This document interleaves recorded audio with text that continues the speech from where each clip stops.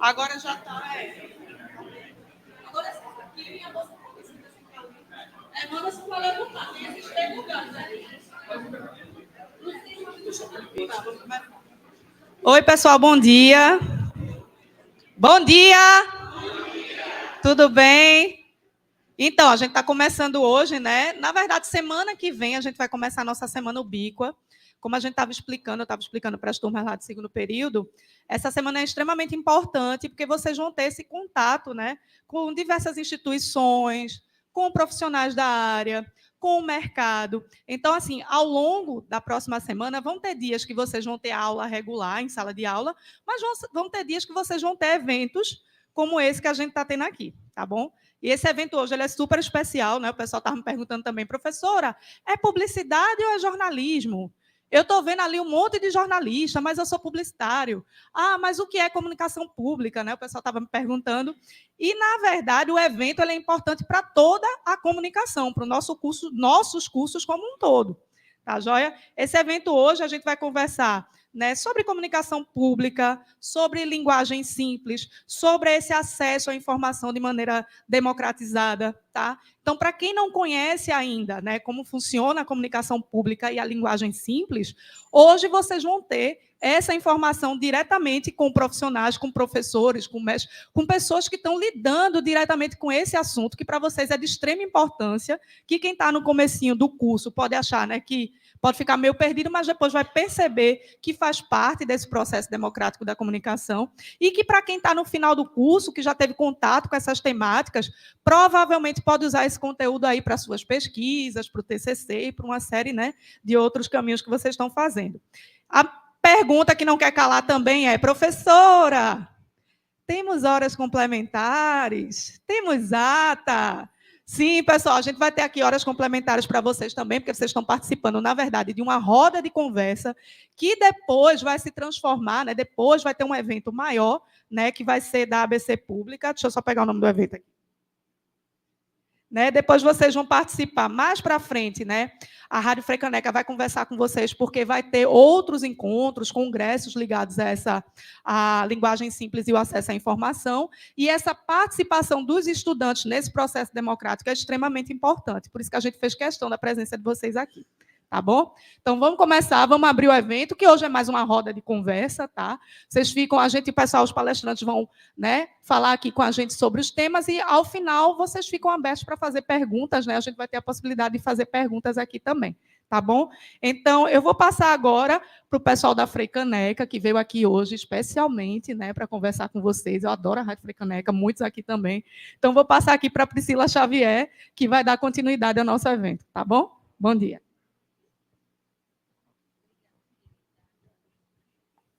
Bom dia, gente. Vixe, não ouvi nada. Bom dia. Agora, né? Auditório cheio. Sejam bem-vindos, sejam bem-vindas. Eu sou Priscila Xavier, sou gerente da Rádio Frecaneca. Quem aqui conhece a Rádio Frecaneca, levanta a mão, por favor. Conhece? Não acredito, menos de metade da sala. Vou vir aqui fazer mais conversas, viu? Gente, a Frecaneca FM é a rádio pública da nossa cidade. Na frequência do FM é 101.5. Alguém aqui ouve rádio? Tá, importante, né? É uma rádio. Mas dá para ouvir também online, tá? A gente deixou passando ali antes também o site. Então, a gente vai falar um pouquinho mais depois. Esse evento, eu quero agradecer muito já, né? A Lucila, a André, Gabriela também que está aqui, outros professores e professoras que trouxeram vocês para fazer essa participação, que para a gente é super importante para falar sobre comunicação pública, sobre acesso à informação, sobre como é importante a gente ter uma linguagem simples. Então, para quem é publicitário, para quem é jornalista, para quem é de rádio, que é a minha formação, por exemplo.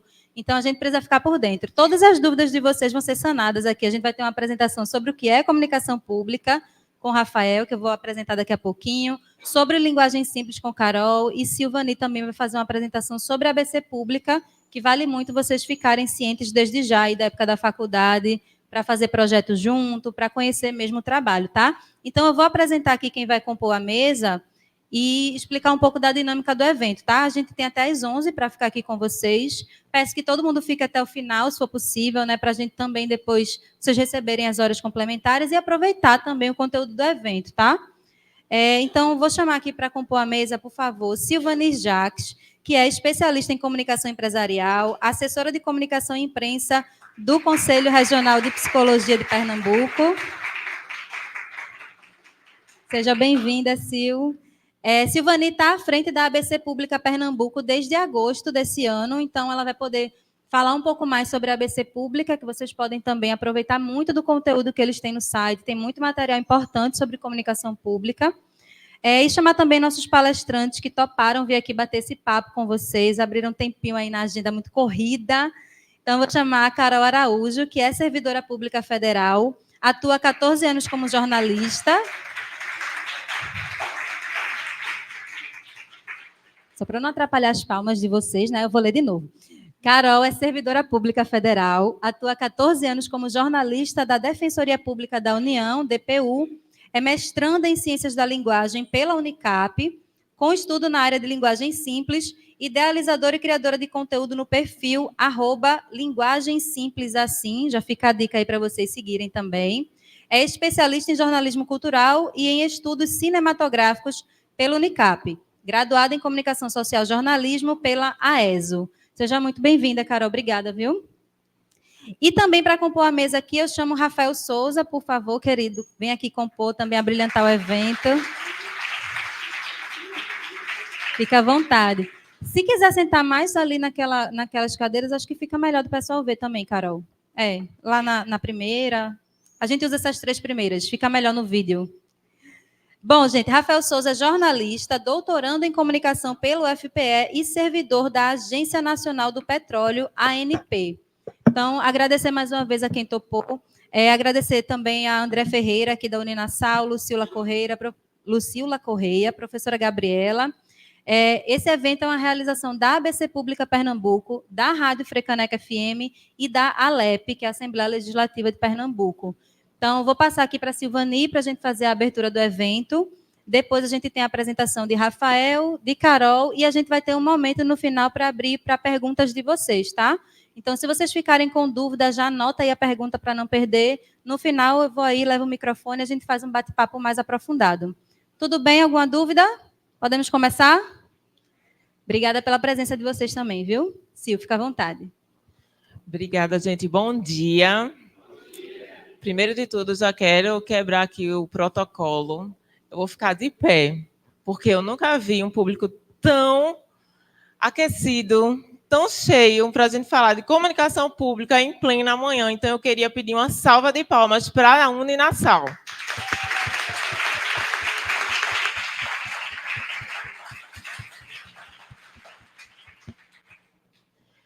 E por que eu quero fazer questão também de fazer isso aqui com vocês? Eu sou fruto da Nasal, eu sou formada pela Nasal, não só em jornalismo, mas também na especialização. Então, eu quero dizer para vocês do orgulho de estar aqui nessa manhã de hoje, porque fazer comunicação pública, estudar comunicação social, seja na publicidade, seja no jornalismo, é de um desafio tremendo, um desafio diário, em que a gente precisa estar se munindo de novos conhecimentos, a gente precisa estar estudando sempre. Então, não é porque vocês estão, seja no primeiro, no segundo, no sétimo, no último período, mas assim, tenham essa plena consciência de que o estudo ele não vai parar. Então, é esse apelo que eu faço aqui para vocês, se empoderem desses conhecimentos que vocês estão aqui tendo com os seus mestres, mas não os largue. Não os largue porque é um conhecimento necessário, esse contato com a prática, ele não vai parar se você também não parar de estudar. Então, eu já peço aqui licença para quebrar esses protocolos. E vou fazer uma audiodescrição rápida. Eu sou uma mulher negra com cabelo na altura dos ombros, estou usando uma camisa branca, um casaco bege e uso óculos na cor roxa. Eu vou ficar aqui do lado para eu poder ver aquilo que eu estou falando rapidamente, tá, gente? Coisa de quem costuma também dar aula de vez em quando, então perdoe-me. Essa parte do sentar não é muito a minha praia. Então, assim, só adiantando para vocês, como Priscila falou, eu estou à frente da Diretoria Regional da ABC Pública tem alguns meses, mas na participação nesse coletivo, eu já faço parte desde um pouco da pandemia, né? Então, é um coletivo que se reúne mensalmente, para discutir comunicação pública, para dialogar sobre as experiências que a gente vive nos nossos campos de trabalho, mas também nos campos de pesquisa. Não é porque é uma associação que ela é feita de profissionais, de forma alguma. Estudantes são muito bem-vindos para dialogar conosco, para trocar informações, trocar experiências, porque é um campo de trabalho também muito relevante para todos nós que atuamos na comunicação, seja na rádio, seja na publicidade, como também no jornalismo. Passa para mim, por favor. Então, muito rapidamente, o propósito da comunicação pública que a ABC Pública atua hoje é a perspectiva de uma comunicação pública sendo um instrumento, né? Um instrumento e desenvolvimento social, estabelecer o cidadão como eixo central. Então, não adianta nós, comunicadores, fazermos nossas campanhas publicitárias, fazermos nossos textos, se eles não estiverem voltados ao cidadão. Então, o tema de hoje é extremamente relevante, porque quando a gente fala de linguagem simples, a gente precisa trazer todo o aporte de leis, de requerimentos, de coisas que às vezes são muito comuns do campo judiciário, para que o cidadão ele entenda e tenha pleno conhecimento dos seus direitos. Então, isso é o valor da comunicação centrada no cidadão. Então, tem muitas ferramentas que a gente pode se utilizar para isso, né? A questão da transparência, o amplo direito de acesso à informação, existem também os canais efetivos de informação, o diálogo que permite a participação dos cidadãos e cidadãs nas decisões. Então, quando a gente fala de democratização da informação, é justamente isso. Ser democrático é ser entendido. Então, é preciso que se tenha total ciência daquilo que as leis, de tantos instrumentos que são necessários para que a gente tenha a garantia de direitos, mas para isso a gente precisa entender. Pode passar, por favor. Aí está algumas das missões, né, e visões da ABC Pública, né, que é dentro dessa perspectiva de desenvolver, apoiar, fomentar padrões de excelência para a atuação dos comunicadores públicos. E veja a redundância, né, que a gente está assim, sempre reforçando. Comunicadores, qualquer área dentro da comunicação é muito bem-vinda. Tem muitos profissionais de relações públicas, tem profissionais da área do cinema, que está aí vendo como o audiovisual pode ser interessante para fomentar, né, essa parte da comunicação. Então, toda a área do conhecimento da comunicação é muito bem-vinda. Não é um recorte apenas do jornalismo, embora eu seja jornalista, mas aqui eu abro esse conhecimento para que vocês se sintam próximos de tudo isso que a comunicação pública pode trazer para vocês.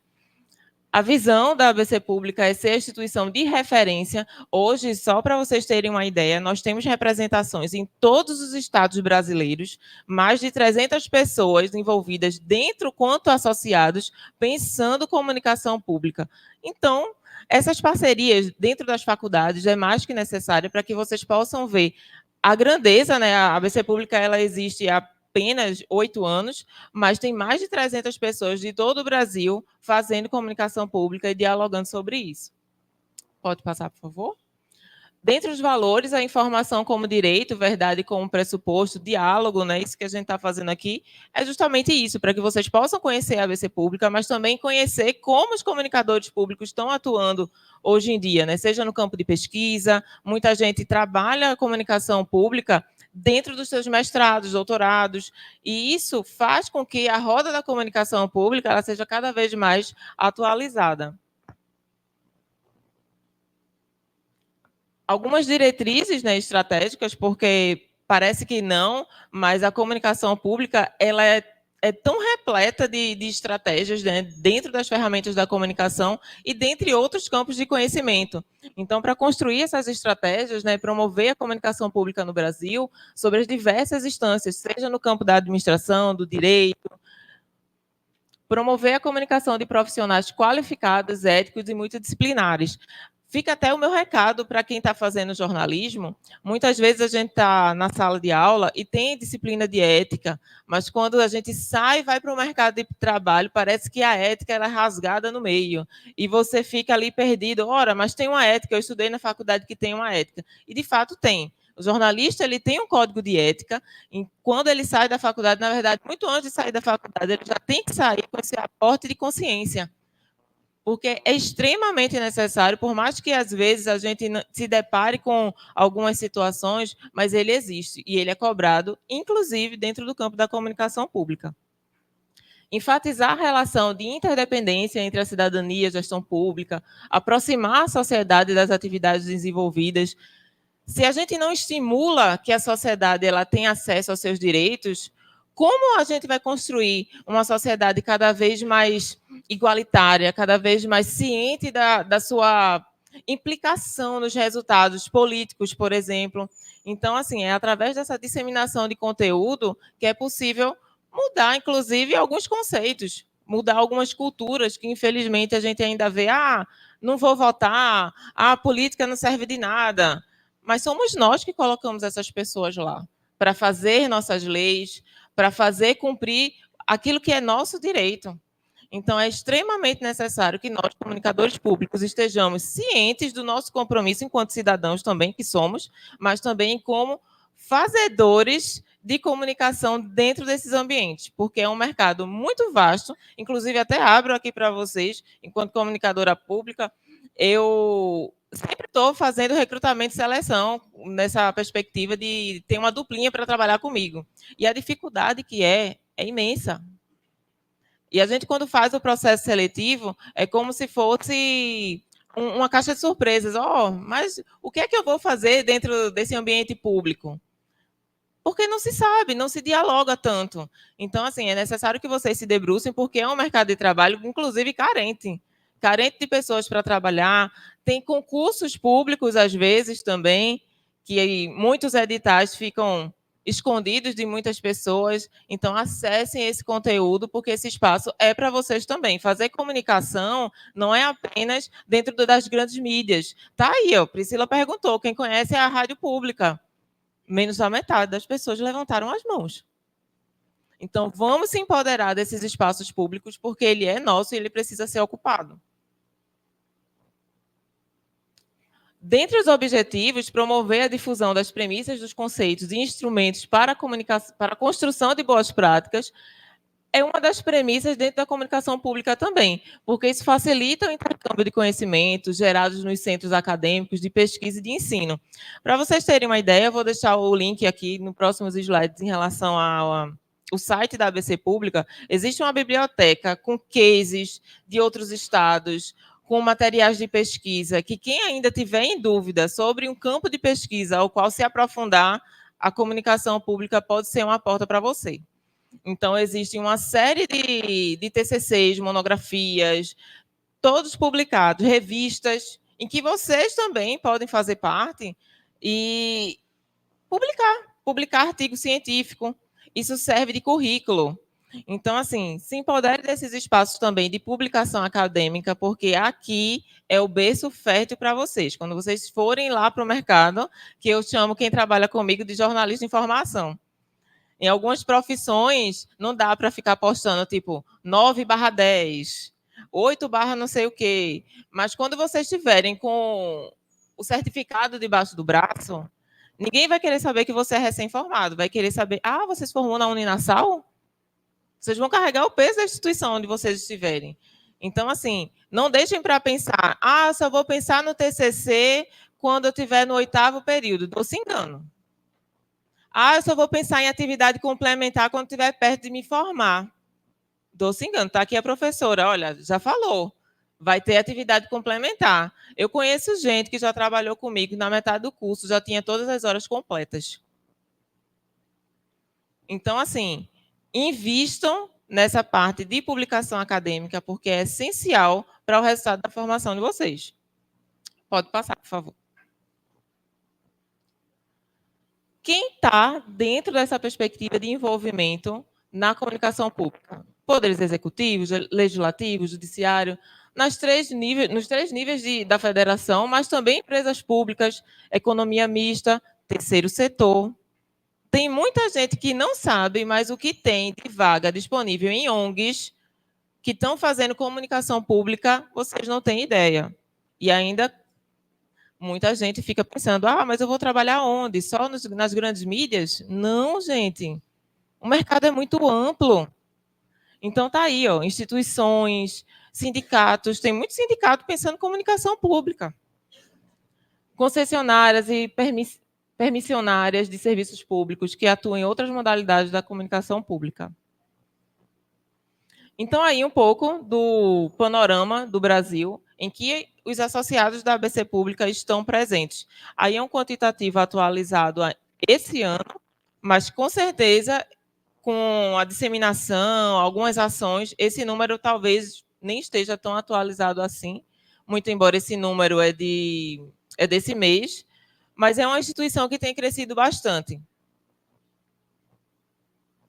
Aí a diretoria nacional, como recentemente teve a eleição, né, Jorge Duarte, ele vai estar presente aqui no dia 29 de novembro. E vai ser assim muito especial, porque há muito tempo a ABC Pública não fazia eventos dessa forma, com parceria com as faculdades. A Rádio Frecaneca tem sido um braço direito, esquerdo, e assim, cheguem perto dessas instituições, porque vocês só têm a ganhar. Então, é uma satisfação muito grande estar fazendo parte desse coletivo nacional. Pode passar, por favor. Tem conselho fiscal, conselho consultivo. As diretorias, né, das seções regionais, todo o Brasil tem, gente, todo o Brasil.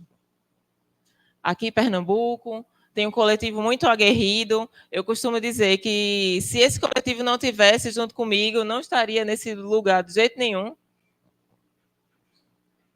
Pode passar, por favor. E é isso. Já gravem. Quem tiver com o celular, quiser apontar no QR Code, aí está o site da ABC Pública, com uma biblioteca extremamente vasta para vocês pesquisarem, lerem. Tá os contatos nacionais, as redes sociais. Sigam LinkedIn. Gente, outra dica aqui, cheio de dicas. Quem não tem LinkedIn, faça. Quem já tem, movimente. O LinkedIn ele não vai fazer o seu papel. Instagram não é LinkedIn. O LinkedIn é a rede social profissional que mais cresce nesse país. É lá que você vai fazer network profissional. Instagram também, mas não se abre mão de fazer relações com todo mundo dentro de uma plataforma que é a que mais cresce profissionalmente nesse país. Então, assim, não deixem passar essas oportunidades. Aí, no próximo slide, vai estar o meu contato. Caso alguém tenha alguma dúvida sobre a diretoria regional, quiser fazer parte, Silvani, eu quero colar nesse coletivo. Vem fazer parte, manda um e-mail, tem um grupo super bacana, pessoal super limpinho, super gente boa, vocês vão gostar. Então, Priscila faz parte, já convido a professora, todo mundo aqui quer fazer parte. Estou pesquisando sobre comunicação. Chega junto, vem somar com a gente. E, no final, Priscila vai falar aí da surpresa, que é o dia 29. Inclusive, já vou abrir um segredo. Abri mão do meu aniversário para comemorar no dia 29, com todo mundo que vai estar lá, e eu conto com vocês. Obrigada, gente.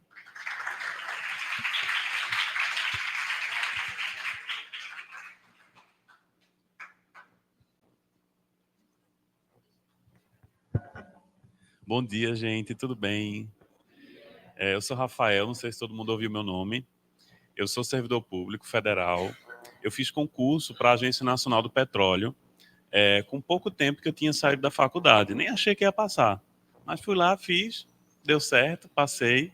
Estou contando isso para vocês se sentirem também convidados, a quem quiser, quem tiver esse desejo de entrar para o Estado, de ser servidor público. Não é nada de outro mundo dentro da comunicação, se você estuda, né?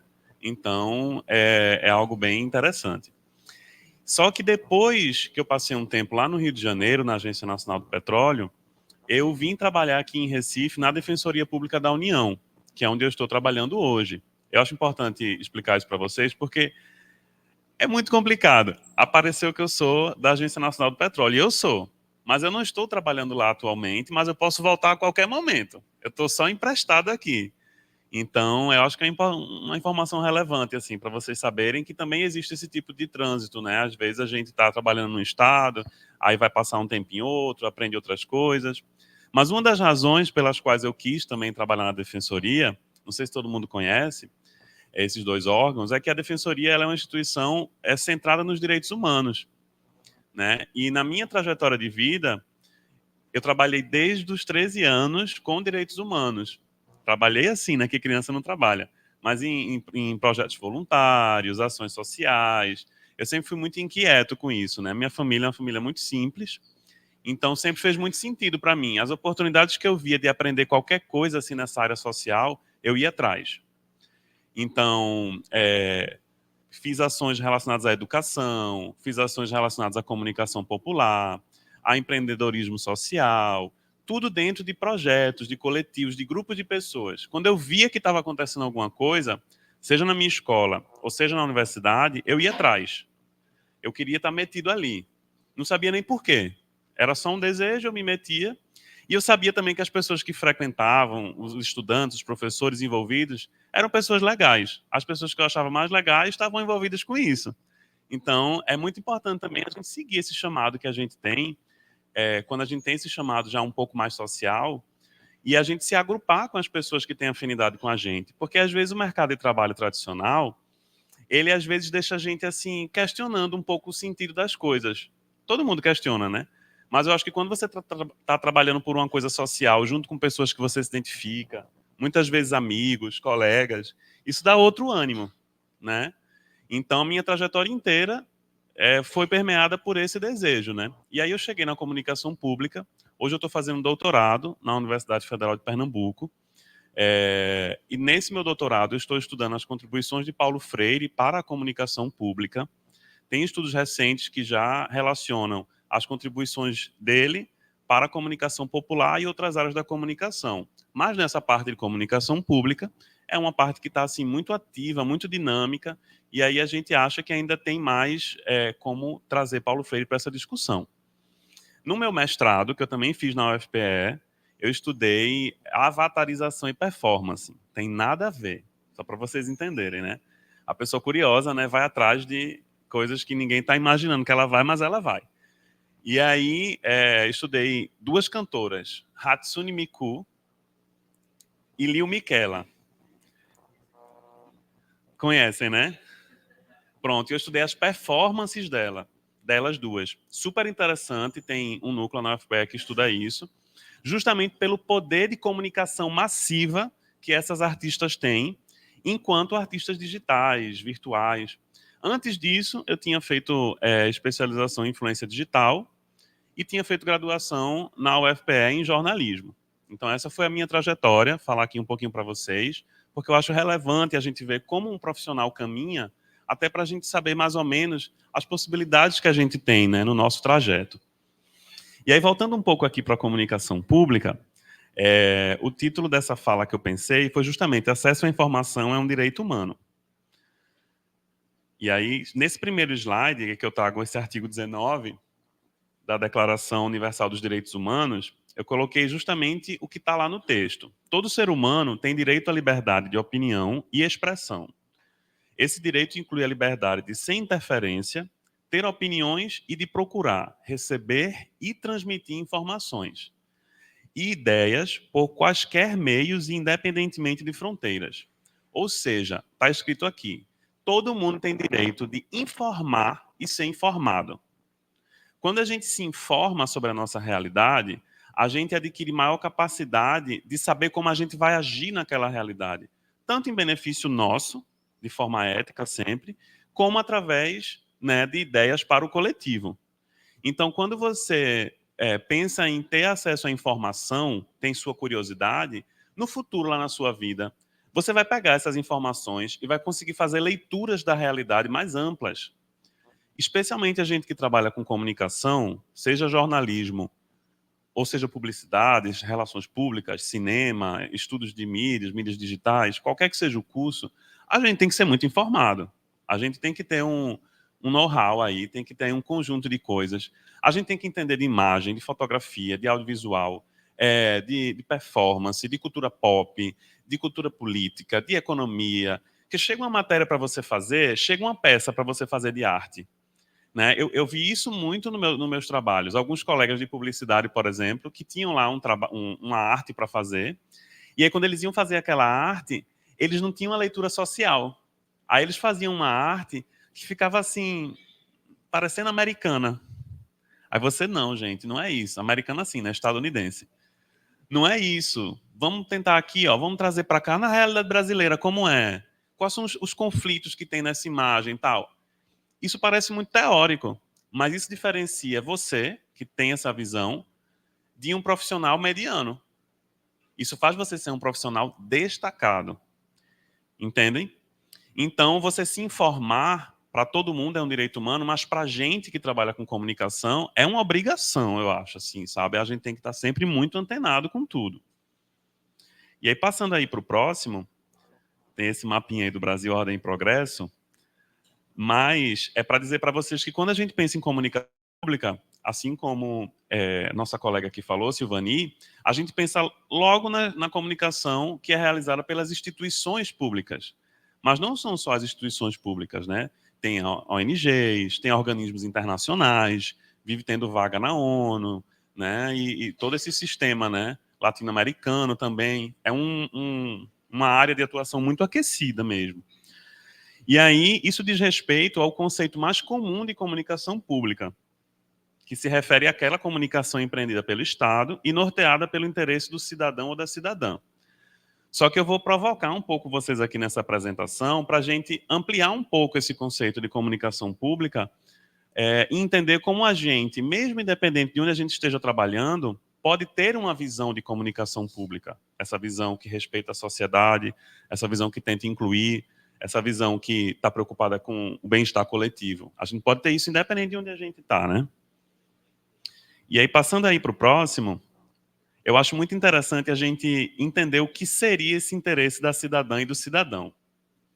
Porque fala, né? Tudo que você lê de comunicação pública está lá, no interesse do cidadão, no interesse da cidadã. Quem diz qual é o interesse do cidadão e da cidadã? Quem é que diz? Quem diz o que é que eu quero? O que é que você quer? O que é que você quer? Onde é que isso está escrito? Todo mundo vai falar, vai dizer qual é o nosso interesse? Em tese, sim. Em tese, quem trabalha com comunicação pública tem que estar ouvindo as pessoas o tempo inteiro para saber quais são os interesses. Aí você pensa, mas eu quero um show aqui, quero um show de Hatsune Miku aqui no Recife. Isso é interesse público? Pode ser interesse público. A gente não tem shows caríssimos de Gustavo Lima e outros artistas, Luan Santana, que são... É ótimo, é acesso à cultura. Às vezes você vai para uma experiência de um show, por exemplo, e ali você aprende tanta coisa, você tem tantas ideias, você tem um encontro coletivo no espaço público, você troca ideias. Então isso sim pode estar presente no interesse público. Nada, a princípio, que envolve a vida em sociedade está fora do interesse público. Agora, quem trabalha com comunicação pública precisa entender o que é que está mais urgente, o que é que está pedindo mais atenção para a gente poder focar nessas questões, né? E no país que a gente vive, a gente sabe que tem muitas questões sociais que estão o tempo inteiro gritando. E muitas pessoas em situação de vulnerabilidade. Então, a comunicação pública aqui no Brasil, na maioria das vezes, ela se ocupa dessas questões mais urgentes, que são realmente as questões que podem mudar a vida das pessoas, o bem-estar das pessoas, né? Mas o interesse do cidadão pode ser bem amplo. Mas aí na comunicação pública se diz que é o interesse relacionado aos direitos, aos deveres, ao acesso a serviços, e aqui se inclui desde direitos relacionados à menstruação, à cultura, né, a questões LGBTs, questões de saúde, de deficiência, tudo está incluído aqui nesses serviços, né? Acompanhamento psicológico, cultura também é serviço, né? A promoção da democracia e ao bem-estar coletivo.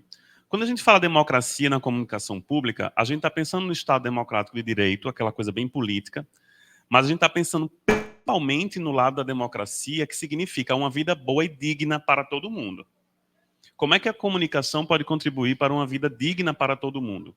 É um direito humano, o direito à vida, né? Acho que todo mundo sabe, né? Agora, eu não sei se todo mundo sabe que está implícito nesse direito à vida a vida digna. Não é só você estar vivo, você está vivo. Então você está com o seu direito à vida garantido. Nadinha. Todas as instituições que trabalham com o controle de direitos humanos, elas entendem a vida como a vida digna. Se você está tendo uma vida indigna, significa que o seu direito à vida está sendo violado. Então, como é que a comunicação pode contribuir para que haja mais dignidade na vida das pessoas? E aí, como é que é feita essa comunicação pública no Estado? Basicamente, é por meio do jornalismo, da publicidade e das relações públicas, mas por meios diversos, como redes sociais, rádio, audiovisual, jornal, revista, entre outros. Mas essas três áreas, né, a publicidade, o jornalismo e as relações públicas, ainda são as áreas principais que tem concurso para elas, que as seleções buscam essas áreas, né, mas profissionais de áreas diferentes podem estar presentes ali. Por exemplo, eu já fui chefe de uma equipe nacional lá em Brasília, e dentro dessa equipe tinha pessoas formadas em fotografia, tinha pessoas formadas em audiovisual, tinha pessoas formadas em cinema, e elas ajudavam a fazer todos aqueles produtos que eram necessários. Mas quando você vai contratar, assim, num concurso ou num edital, principalmente são essas áreas, né? Jornalismo, relações públicas e publicidade. Aí, passando para o próximo, aí eu coloquei aqui essas imagens, viu, bem diferentes, para vocês entenderem que o interesse público ele é bem amplo. Vai desde as queimadas, às eleições, e ao que acontece dentro, né, dos centros de poder. E aí, quando a gente pensa na comunicação feita pelo Estado, a gente pensa numa coisa ultrapassada, né? Eu mesmo penso. Eu estou lá dentro e eu penso. Eu digo, poderia ser muito melhor. Quando a gente vê a comunicação assim nas redes sociais, a comunicação no mercado, na TV, no audiovisual, no cinema, é um negócio assim que ferve, né? Aí você diz, eu vou trabalhar numa comunicação que nem ferve, né? Normalmente, quando a gente gosta de comunicação, a gente gosta desse agito assim, criativo. Não do agito da agitação, mas do agito criativo, né? De contribuir com ideias e tal. E, de fato, existe muita coisa a melhorar no Estado, muita mesmo. Mas a gente está vivendo um momento em que estão havendo avanços, entendeu? Então, essa fala que Silvani trouxe, ela também fala sobre isso, né? Esse espaço aqui também é sobre isso. A gente está ouvindo, está compartilhando. Esse nosso diálogo, ele modifica o Estado. Porque eu não tive uma conversa dessa quando eu estava na graduação. Vocês já estão tendo, então vocês vão chegar lá mais adiantados que eu. Eu tive que aprender muita coisa sozinho ou com colegas muito chatos que não queriam ensinar. E aí eu já estou passando a visão aqui para vocês, e aí de repente quando vocês chegam, vocês já vão chegar com esse passo à frente. Então, isso já está modificando o que acontece dentro do Estado. E aí essas modificações elas entram pelas linguagens, que Carol vai falar um pouco mais sobre esse tema, os recursos que se utilizam, as ideias, os modos de fazer e os perfis profissionais também. Aí, passando aí para o próximo, começa a minha provocação. Eu acho que, para a gente pensar comunicação pública, você não precisa só estar numa ONG, ou num órgão público, ou num movimento social.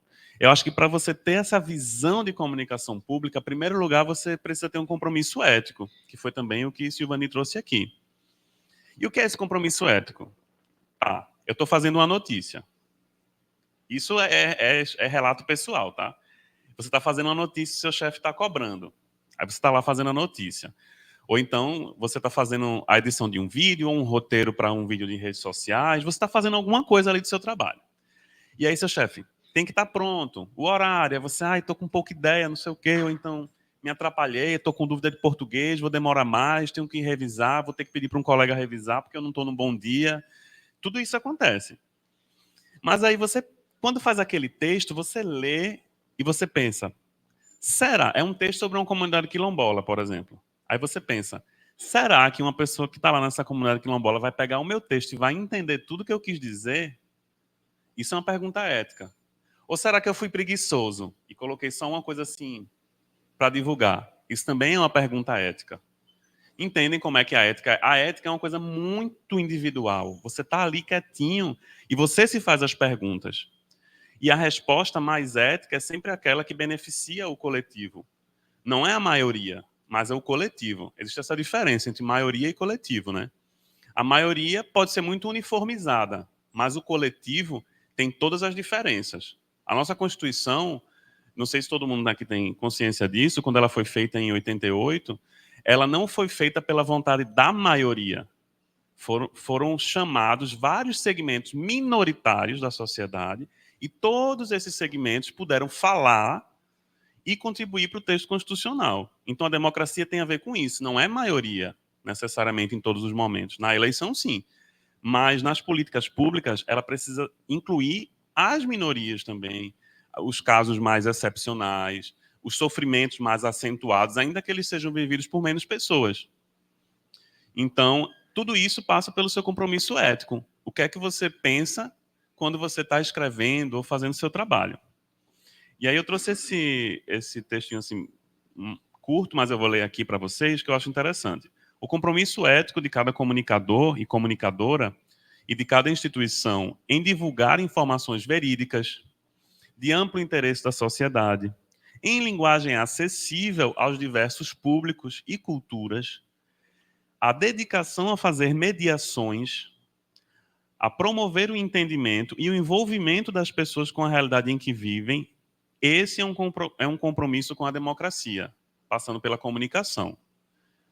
Percebem? Então, assim, como é que eu sou um jornalista, estou num órgão fazendo um vídeo que vai passar no Brasil todo, e eu não me preocupo com as comunidades indígenas que não falam português? Tem alguma coisa errada. Aí eu vou lá provocar o meu órgão. Olha, a gente tem que fazer aqui um vídeo para essas comunidades que não entendem português. Aí o órgão vai dizer, ah, não, é muito pouca gente. Ou então ele vai dizer, vamos fazer. Como é o caso do órgão onde eu trabalho hoje. Ele diz, não, vamos fazer. Porque é um órgão que se preocupa com essas questões sociais. Mas quando é um órgão que não se preocupa, ou é uma empresa, ou uma ONG, ele vai dizer não. Aí você vai dizer ao seu chefe, você trabalha lá na revista Piauí, aí você vai fazer um texto, e aí você vai dizer ao seu editor, olha, eu queria incluir esse pedacinho aqui, falando dessa questão aqui, dessa vulnerabilidade. Aí o editor vai dizer, não, vamos cortar, porque essa vulnerabilidade aqui está tornando o texto muito grande. E com isso a gente vai ficar com a matéria muito grande, o povo vai se cansar. Mas, poxa, era justamente aquele pedacinho que talvez algumas pessoas iam ler, que mais estão em maior vulnerabilidade. Entendem? E uma coisa muito importante que eu coloquei aqui nesse parágrafo é essa questão da mediação. Eu não sei se vocês têm consciência de que, enquanto comunicadores ou futuros comunicadores e comunicadoras, vocês são mediadores e mediadoras, né? O que significa ser mediador e ser mediadora? Significa que eu não... Você abre o jornal, eu desde criança abro o jornal, eu não entendo nada. Eu olho, até hoje eu leio, tem coisa que eu leio, eu não entendo. Então, assim, aquele jornalista está fazendo uma mediação, ou seja, está pegando uma informação e fazendo ela ser compreensível com aqueles códigos da realidade, não sei. A linguagem jornalística ela é definida por um misto entre o registro culto, o registro formal da norma culta e a linguagem falada. Certo? Então, se eu vou fazer uma notícia lá para o Acre, por exemplo, essa notícia vai ter um texto padronizado igual à notícia que sai no Recife? Aí eu lembro aqui de Bianca Carvalho, né? E do nosso NE1 e NE2, que eu acho bons exemplos de um bom jornalismo, assim, ético e comprometido com essa visão de comunicação pública. Que vai lá, que fiscaliza, que faz a resenha na rua, que chama o povo. Se ela não fizesse aquelas resenhas, será que quem está do outro lado ia conseguir assistir ou ia achar chato? Vocês estão entendendo? Então aquilo ali entra no papel dela como mediadora, não é só porque ela é legal, não. Aquilo ali faz dela uma jornalista acima da média, porque ela se apropria da visão dela como mediadora. Tudo isso é necessário. E aí dessa visão emerge a comunicação social direcionada ao bem-estar coletivo, que é a comunicação pública. Aí passando aí para o próximo, a gente vê que a natureza, a vocação primordial do jornalismo é a comunicação pública. O jornalismo ele surgiu para ser comunicação pública, independente de onde você faz jornalismo. Ele precisa ter esse compromisso com a realidade e com o bem-estar coletivo. E aí tem um textinho aí da Constituição Federal, o artigo 20, que fala o seguinte: nenhuma lei conterá dispositivo que possa constituir embaraço à plena liberdade de informação jornalística em qualquer veículo de comunicação social. Isso é descumprido todos os dias, o tempo inteiro, em qualquer lugar onde tem jornalista trabalhando. Porque os jornalistas são constrangidos, principalmente nos veículos que são ligados a partidos políticos, a interesses econômicos, a interesses de mercado. Aí você vai ver, tem uma notícia sobre os juros no Brasil. A visão que os jornalistas da Globo, daquele jornal Bem Tarde, aquele jornal, como é o nome? Jornal da Globo, pronto. O Jornal Nacional, eles passam essa notícia só para o investidor entender. Se você é investidor e você tem não sei quantos milhões que você investe em não sei o quê, Aí você vai entender. Agora, se você está esperando os juros baixar porque você precisa de um empréstimo para reformar a sua casa, nem sempre eles estão explicando para essas pessoas. Entende? Se você está esperando os juros baixar porque você tem uma dívida e está doido para se livrar da dívida e limpar seu nome. Ninguém vai falar sobre isso. Né? Até fala, mas assim, de um jeito bem complicado, né? Então, tudo isso é um processo que está influenciado pelo mercado, por quem aquele veículo quer agradar, por quem ele não quer desagradar. Entendem? E às vezes algumas matérias que são super interessantes saem. Você trabalha no jornal, quem tiver, ou já teve. Alguém que estagia em jornal aqui em Recife? Alguns, né? Pronto, quem estagia em jornal vê muito isso. Você está lá dentro do jornal, você tem uma ideia de fazer uma pauta, às vezes você nem participa da reunião de pauta. Só que você é uma pessoa de periferia. Você veio de um lugar onde não tem ninguém ali dentro, naquele veículo, atento àquele lugar. Aí você leva a sua ideia. Aí eles vão dizer não, porque tem várias matérias que já estão associadas a outros interesses que estão na vez para sair. Tem matérias que chegam nos jornais, nos veículos, que já estão prontas, que vêm das assessorias de imprensa. O trabalho da assessoria de imprensa é vender as pautas. Mas aí tem muitos jornais que pegam aquele texto que o jornalista da assessoria manda, ele já copia e cola e divulga. Porque interessa para ele manter aquilo, ou porque é fácil, vai tapar um buraco, ou alguma relação de poder que tem ali estabelecida. Então isso também fere um pouco a nossa ética, assim, é importante a gente pensar sobre isso. Aí passando para o próximo, eu trouxe aí mais dois excertos da Constituição Federal. O primeiro fala o seguinte, do artigo 5º, que é das garantias fundamentais. É um dos mais famosos da Constituição, é bom todo mundo ler, que são os direitos e garantias fundamentais. Todos têm direito a receber dos órgãos públicos informações de interesse particular ou de interesse coletivo ou geral, que serão prestados no prazo da lei sob pena de responsabilidade, ressalvadas aquelas cujo sigilo será imprescindível à segurança da sociedade e do Estado. Ou seja, se você quiser saber qualquer coisa do Estado, é seu direito. Não fique sem saber, vá lá saber. Tem muito jornalista que só provoca o Estado a partir de pedidos pela lei de acesso à informação. Você pede, tem um prazo e o órgão tem que lhe responder naquele prazo. Vamos dizer, 10 dias, 30 dias. Depende da complexidade da informação. Não é favor. Aí tem órgão que responde assim, 2 palavras, 3 coisas, 2 frases. Aí o jornalista tem que continuar apurando. Vai se cercar, vai entrevistar um, vai entrevistar outro, vai descobrir, para poder informar a população. E sobre a publicidade, uma das principais missões da comunicação dentro do Estado é a publicidade, só que é uma publicidade diferente, é a publicidade de atos. Então, nós temos profissionais de publicidade que nos ajudam nisso, mas também outros profissionais trabalham nisso, porque não é essa publicidade tradicional que a gente vê, sabe? De divulgar, de fazer propaganda, de fazer coisas legais. Não é. É de tornar os atos públicos. Ou seja, se você entrar lá na página de Lula, a agenda dele tem que estar no site, porque é uma informação pública. Isso é publicidade de atos. Os atos que ele faz no cargo têm que ser públicos, não pode ter nada trancado, sem segredo. Ele pode até se trancar, mas também, olha, ele escolheu se trancar por isso, por aquilo, com o presidente dos Estados Unidos, que é uma informação confidencial, no interesse da sociedade. Mas tudo tem que estar lá.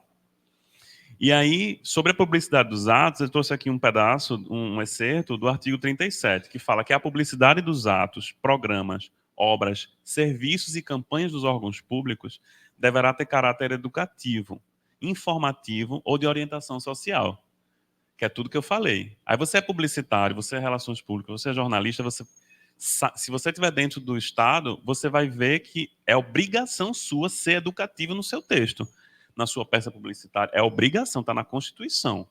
Mas tem gente que não faz, porque prefere ser mais preguiçoso. Então aí a ética vai de cada um. Não vai ter uma pessoa todo dia em cima de você. E orientação social, dela não podendo constar nomes, símbolos ou imagens que caracterizem promoção pessoal de autoridades ou servidores. Parece piada no Brasil, né?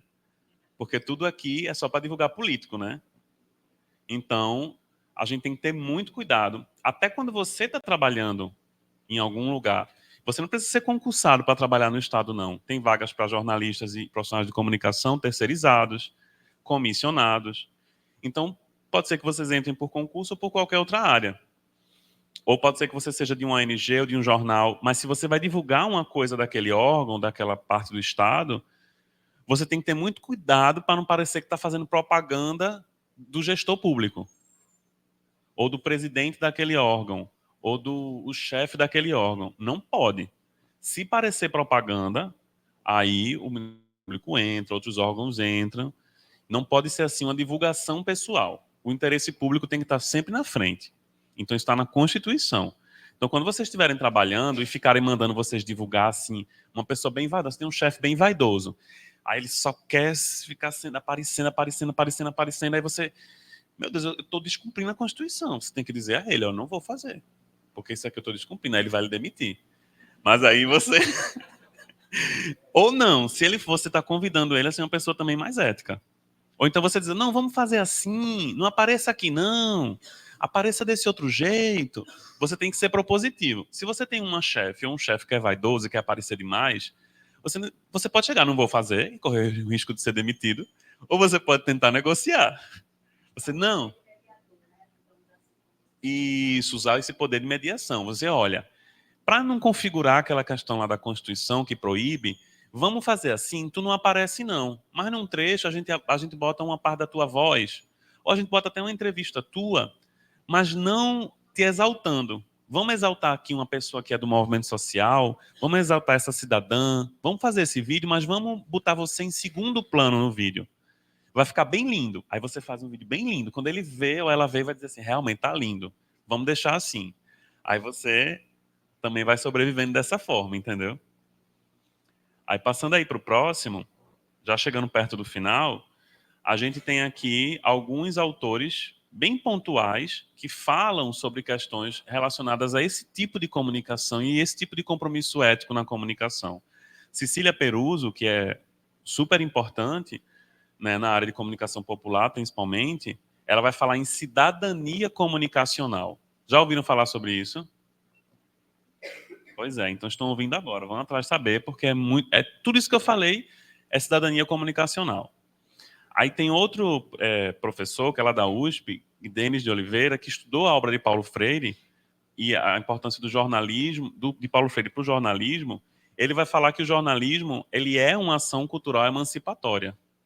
Não vai nem dizer que jornalismo é comunicação, vai dizer é uma ação cultural. Eu estou mobilizando tanta coisa na comunicação, entende que eu estou realmente fazendo uma mediação, é uma ação, estou mobilizando a cultura. A cultura aqui não é show, não é teatro, a cultura é o que as pessoas vivem, né? São as formas de viver, né, das pessoas. E é emancipatória porque quando você tem essa informação, você se torna uma pessoa muito mais próxima de ter autonomia sobre sua vida e intervir no coletivo. Quanto mais informação você tem. Por isso que é emancipatória. E aí Paulo Freire vai falar que comunicação está relacionada ao ato de conhecer. Ele acha que todo mundo tem que conhecer sua realidade.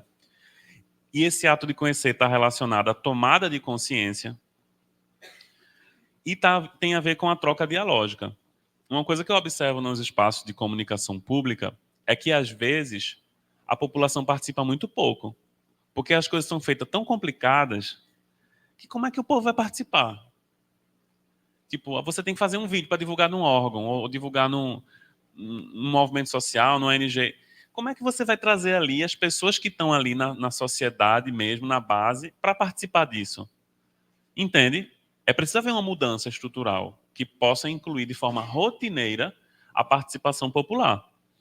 Né? Então, por exemplo, uma rádio como a Rádio Frei Caneca e outras rádios públicas, elas abrem chamadas públicas, editais, para a sociedade não só dizer o que ela quer que tenha lá dentro, mas para ela executar. Então vem um grupo e ele vai ter um programa e ele vai falar o que ele quiser naquele programa. Isso é uma rádio pública. Claro, com respeito, com ética, né, com interesse coletivo.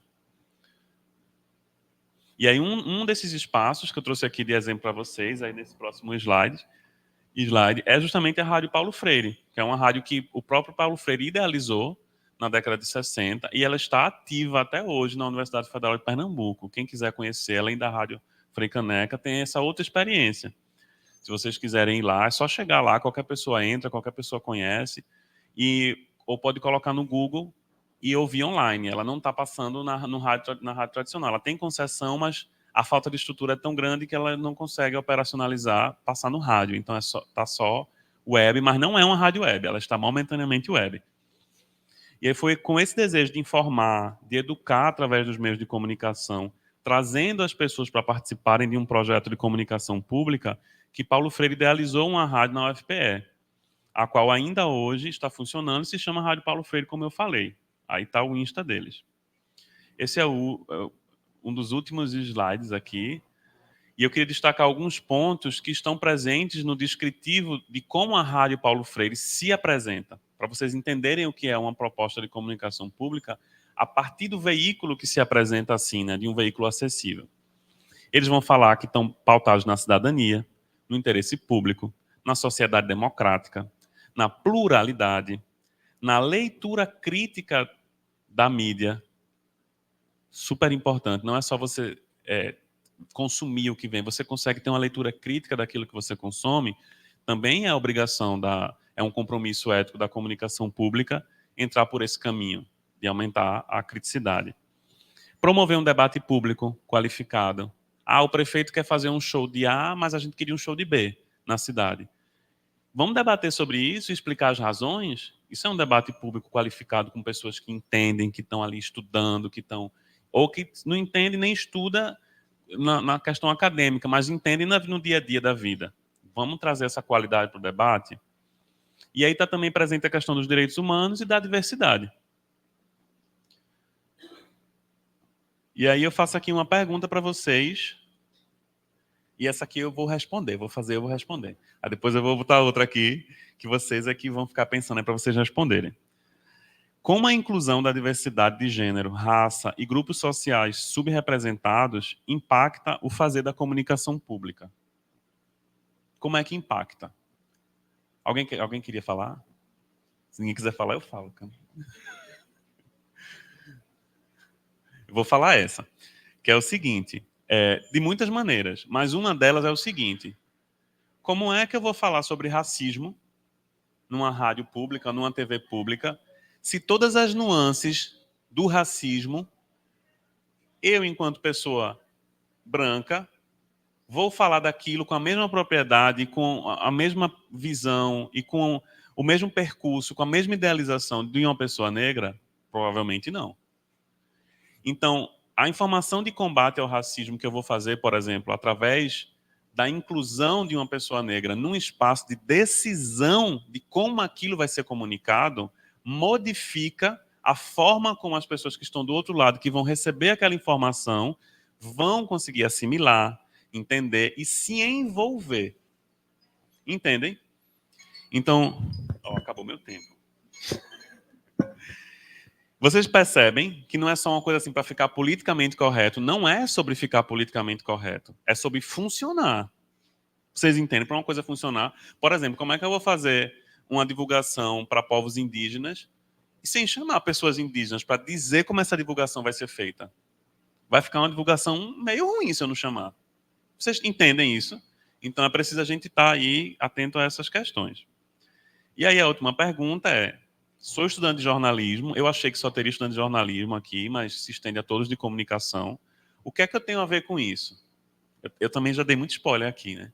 Mas fica aí essa pergunta para vocês, né? É isso, gente. Muito obrigado. Aí está meu e-mail. Quem quiser entrar em contato, fica à vontade.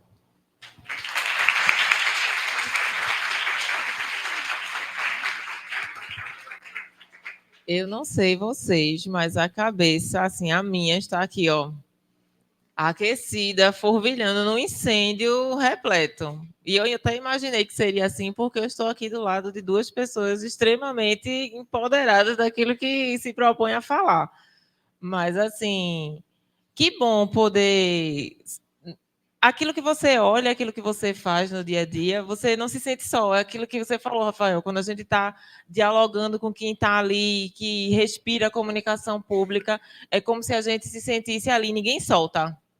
Não sei se vocês têm essa percepção de quando a gente está aqui meio que falando, se debruçando sobre os assuntos, o olho brilha E é isso, é essa ética que a gente preza. Eu não vou me alongar muito, que eu estou ansiosíssima para aprender sobre ainda mais nuances da linguagem simples. Mas, assim, muito obrigada, Rafael, por toda a contribuição. Assim, anotei algumas coisas, mas vou deixar aqui que a Carol traga mais coisas para a gente. Bom dia a todos e a todas. Vou ficar de pé só um pouquinho, daqui a pouco eu volto, que eu vou começar as... Não conta agora não, meu tempo, que eu vou só dar uma... eu vi Rafael falando, eu vi a Silvane falando sobre comunicação pública e como talvez vocês não estejam ali se sentindo parte disso. Eu venho de uma comunidade periférica, eu sou de Ouro Preto, em Olinda, e eu não sei se vocês viram ali todo o meu processo acadêmico. Eu fui da ESO, eu fui de jornalismo da 2ª turma. Eu passei por vários órgãos nos meus estágios, eu acho que vocês estão nesse processo agora, e durante os meus estágios eu passei por vários órgãos públicos, né? Eu fui primeiro estagiária da Prefeitura do Recife, eu fui fotógrafa da Prefeitura do Recife por 1 ano e meio. De lá eu saí, eu passei pela Alep, eu fui estagiária de texto na Alep, eu fui estagiária de assessoria de comunicação na Caixa Econômica Federal, fora as outras coisas que eu estava atrás. Eu até ri quando ela falou assim, eu tenho gente que eu conheço, que no meio, eu não sei se foi a professora, que no meio do caminho já estava com todas as horas computadas. Eu sou uma dessas. Eu adoro estar em lugares em que as pessoas pensam. Vou só dar uma informação aqui, caso vocês percebam. Eu estou tremendo, tá? Eu tenho uma questão chamada tremor essencial. Então, não achem estranho, tá? Vamos lá. Bom, eu falei isso para vocês entenderem que vocês estão, sim, no processo de comunicação pública. Vocês podem estar. E não é só o pessoal de jornalismo, não, porque na Prefeitura do Recife eu trabalhava diretamente com o pessoal de publicidade. Então, a área de fotografia ficava no mesmo setor do pessoal de publicidade e a gente trocava muita informação. E aí eu nunca quis ser servidora pública. Meus pais são servidores públicos, meu irmão se tornou servidor público e eu nunca quis. Eu achava que o jornalismo ia me bastar e a produção, eu acabei indo para a área do cinema, ia me bastar. E no meio do caminho, eu mudei tudo e resolvi estudar para concurso público e eu fui primeiro lugar no concurso da DPU aqui no Recife.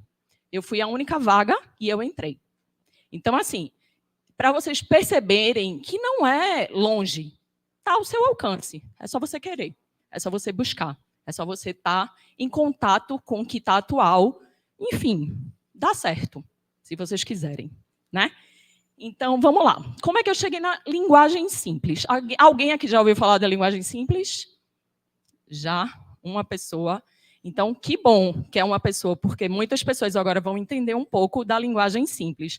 A gente está num processo no Brasil muito forte da linguagem simples por causa do pessoal do judiciário, né? Não sei se vocês já ouviram falar do Pacto Nacional da Linguagem Simples. Então, está em voga está rolando muitas coisas aí de linguagem simples e a gente vai tentar entender um pouquinho o que é a linguagem simples. Falando agora do seminário que vai rolar em novembro. Eu conheci a linguagem simples num seminário, em 2022.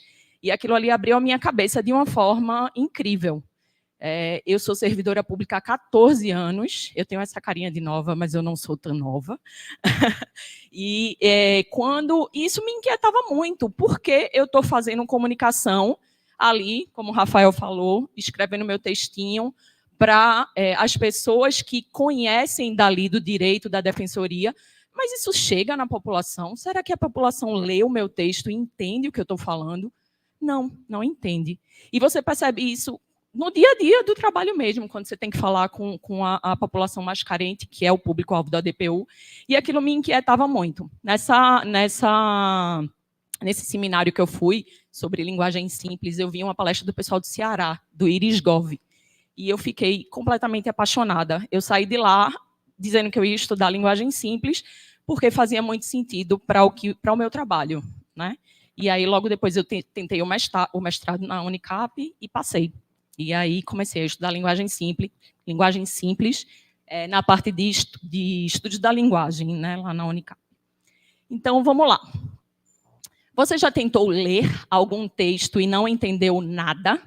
Sim? Alguém aqui? Em qualquer órgão. INSS, banco, Plano de saúde, isso é muito comum, minha gente. A gente não entende quase nada do que a gente lê, que esses órgãos, que essas empresas estão falando. E, assim, qual é o seu grau de escolaridade? Você está no nível superior. Você já passou por toda nível médio, fundamental, você está no nível superior e você continua sem compreender muita coisa, né? Então, vamos lá. Eu queria trazer para vocês alguns dados sobre alfabetismo no Brasil e analfabetismo funcional. Isso aqui são os dados de analfabetismo, tá? Em 2023, a gente tem, de pessoas com 15 anos ou mais, 5,4% de analfabetos, e acima de 60 anos, 15,4% de analfabetos. Mas isso não significa que uma pessoa alfabetizada sabe o que está lendo. Pode passar. A gente tem dados do analfabetismo funcional. O que é isso? É quando você tem a capacidade de ler, a capacidade crítica de ler, compreender e executar o que você está lendo ali. Então, os brasileiros não têm essa capacidade. A gente vê dados muito gritantes ali. São 88% de pessoas que não são proficientes. E pode ter certeza que muitos, né, do pessoal que é de nível superior não tem proficiência também. Não tem. É muito difícil. Esse dado é muito alarmante, né? A gente só tem quantos por cento ali? 12%, né? % de proficientes.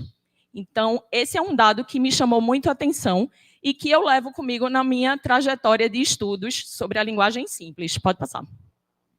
Esse aqui é outro estudo, é o PISA.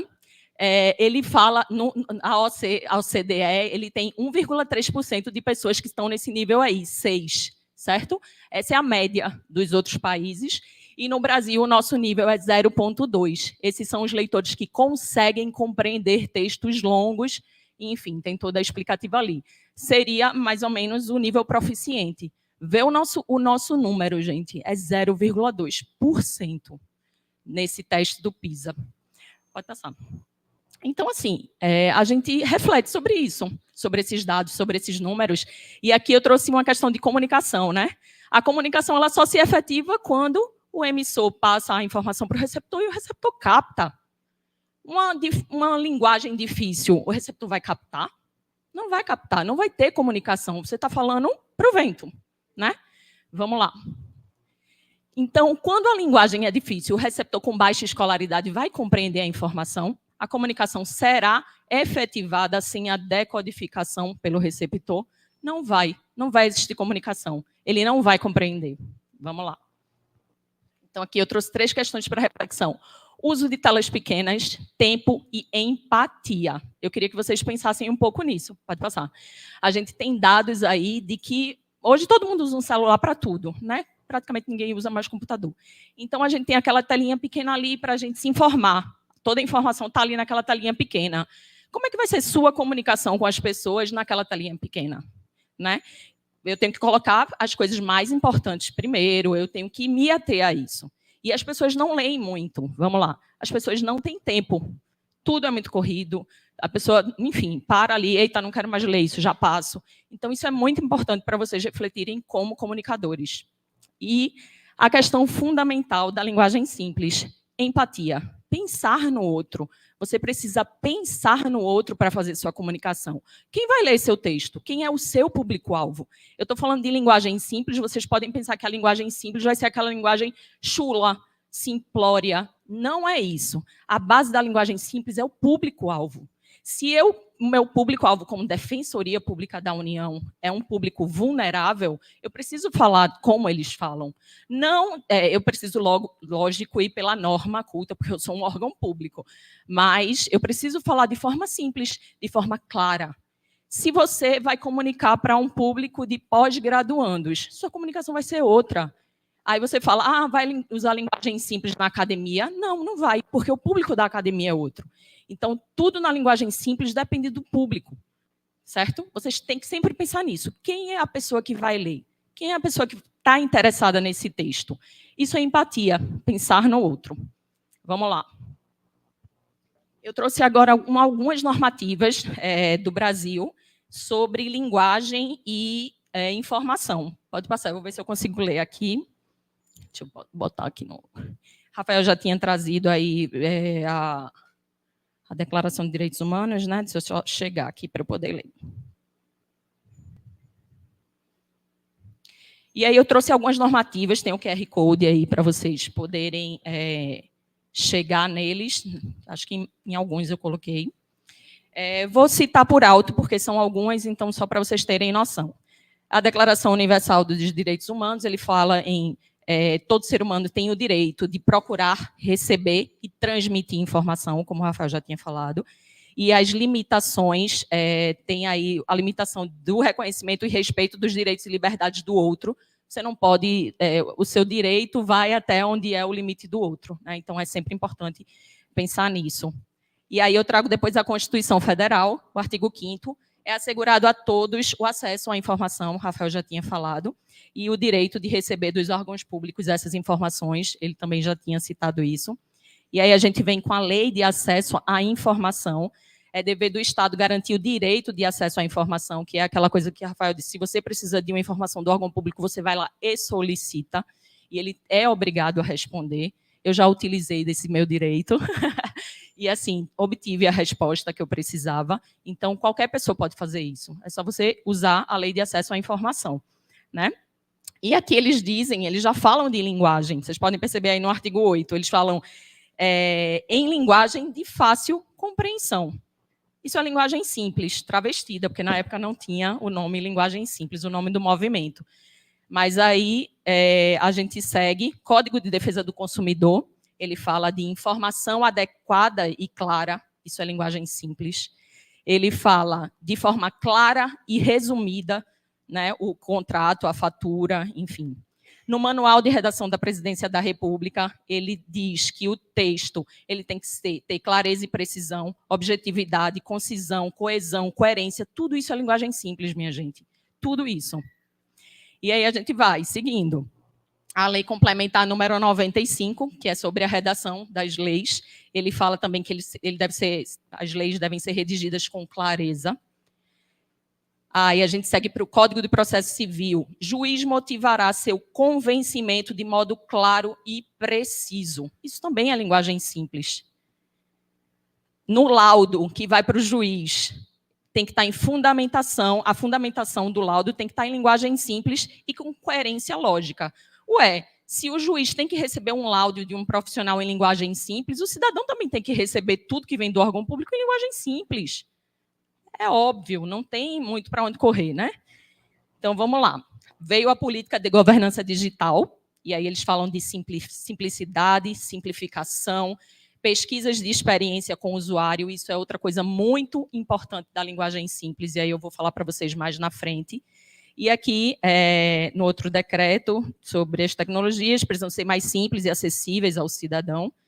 Eu trago o Código de Defesa do Usuário do Serviço Público, a utilização de linguagem simples e compreensível, evitando o uso de siglas, jargões e estrangeirismos. Isso já é diretriz de linguagem simples. Então, a gente vê que no decorrer do tempo, eles foram incluindo essas informações nas nossas leis, né? Trazer informações claras e precisas. A LGPD veio com necessidade de informações claras, simples, adequadas, objetivas e facilmente acessíveis. E aí a gente segue. Esse projeto de lei aí, ele está na Câmara desde 2019.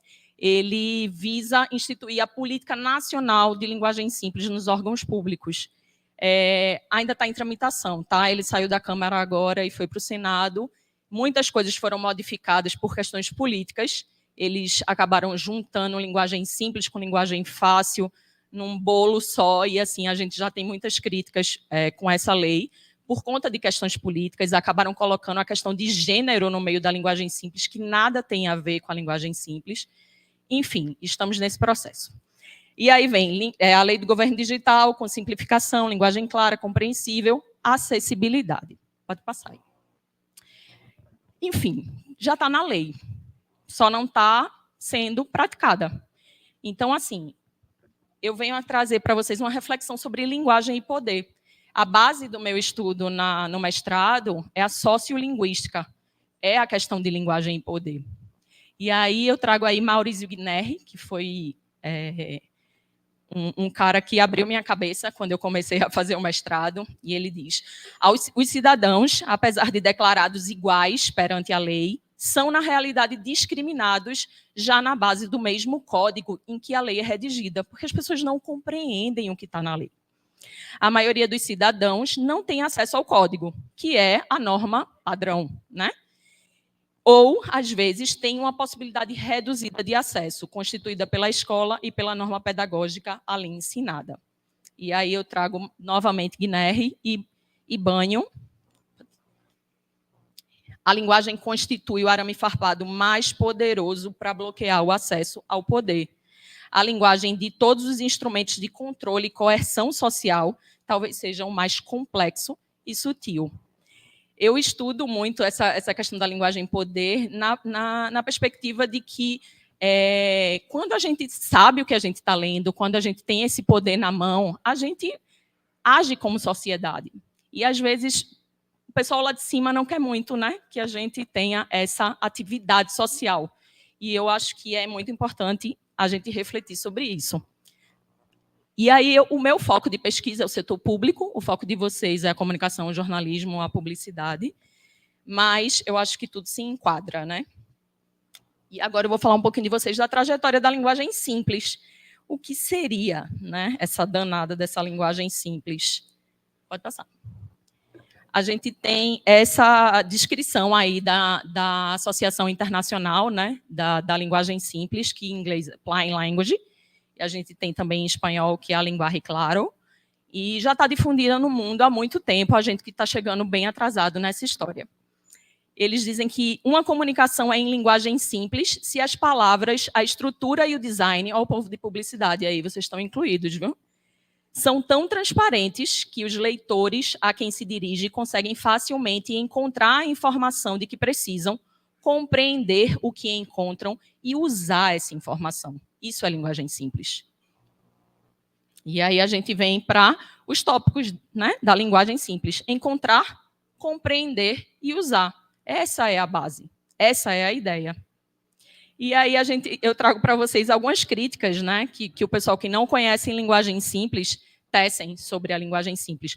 O nome é ruim, eu confesso, e muita gente do movimento acha. O nome linguagem simples leva você para o lado simplório, né, da língua, mas não é isso, gente. E eu vou dizer para vocês, no espanhol é linguagem clara, né? Por que não, isso não pegou aqui? A gente tem algumas pessoas que atuam muito no movimento há um tempo, e quando eles começaram a usar a questão da linguagem clara no Brasil, veio a questão do racismo, né? E aí tiveram que modificar o nome e passaram a usar a linguagem simples. Mas algumas pessoas chamam de linguagem cidadã, linguagem acessível, enfim, tem outras formas de chamar, mas o movimento se consolidou hoje no Brasil com o nome linguagem simples. Então, é esse o nome que a gente usa, tá?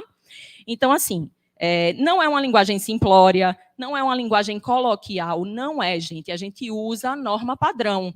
Eu não vou falar de norma culta, porque depois de estudar sociolinguística, eu cheguei a várias conclusões sobre a diferença de norma culta e norma padrão. Então, eu uso norma padrão, porque a norma culta é outra história, enfim, não vou entrar nesse mérito.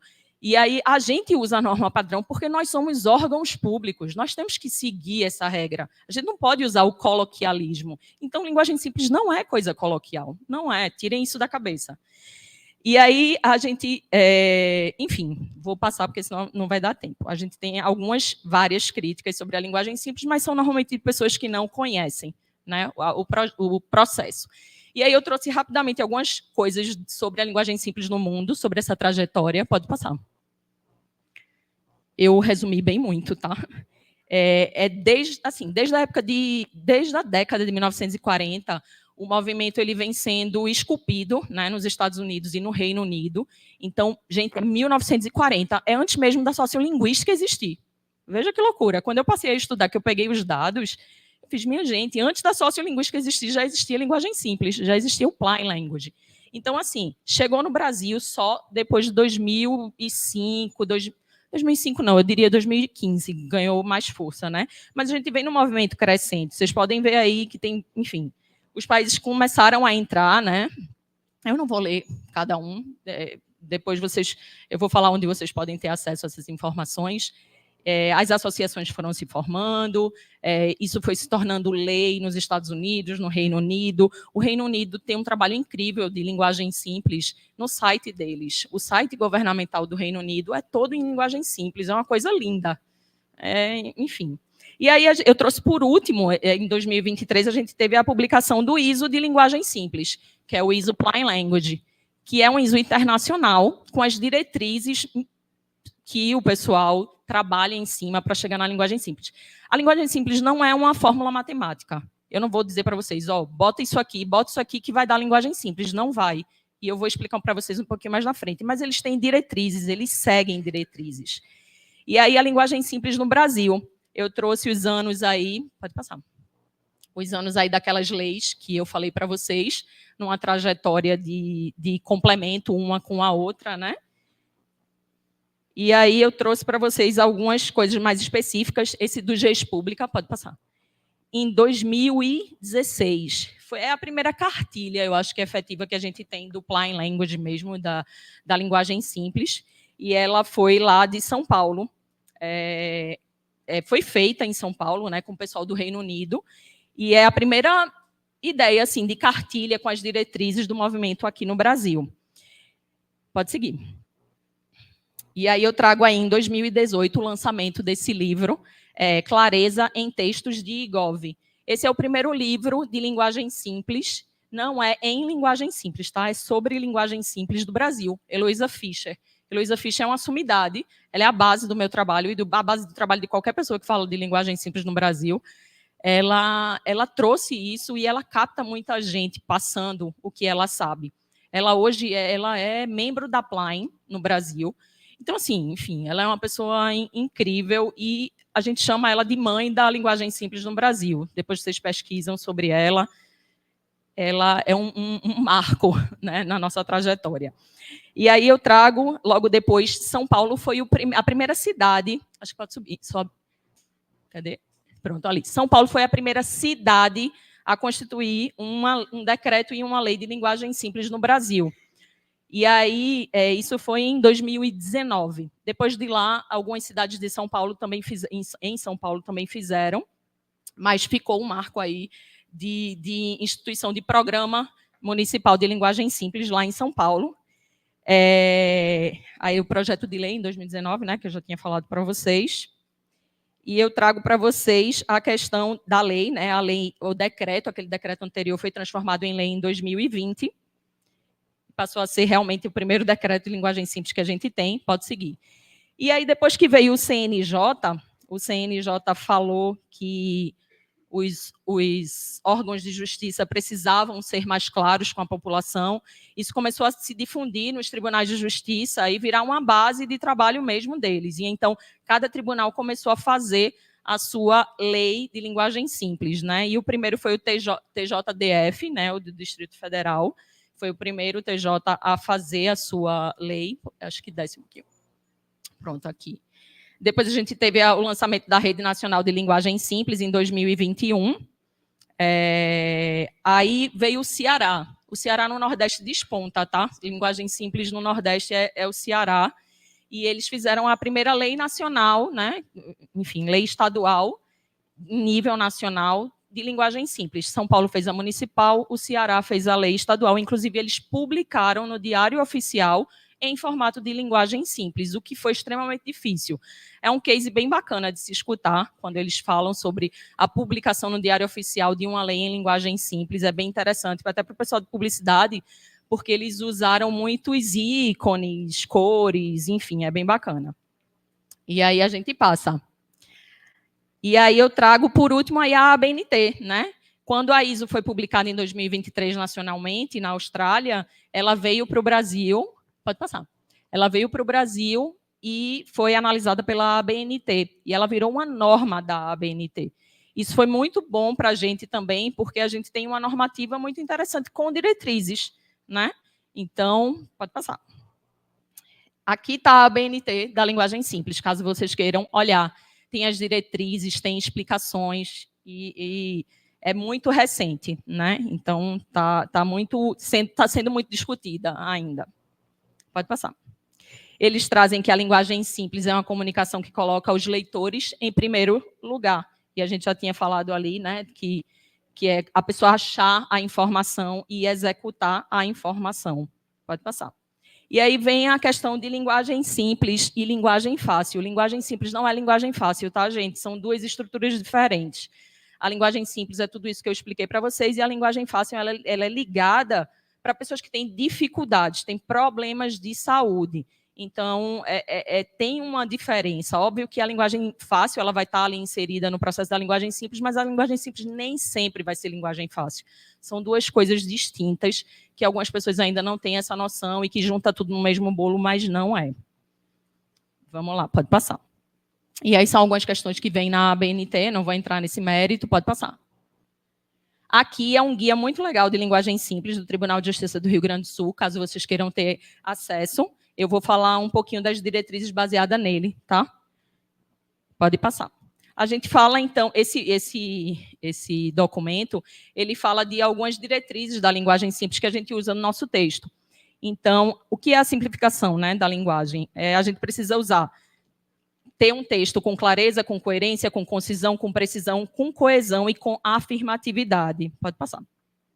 E aí ele traz alguns passos para se chegar na linguagem simples, né? Então, o texto precisa ter informações essenciais, as informações vir primeiro no texto, como a gente já tem a questão da pirâmide jornalística, enfim, isso é importante, porque a pessoa para de ler no meio, né? A pessoa começa a ler, quero mais ler, não. Então, se a informação não estiver ali no começo, não vai funcionar.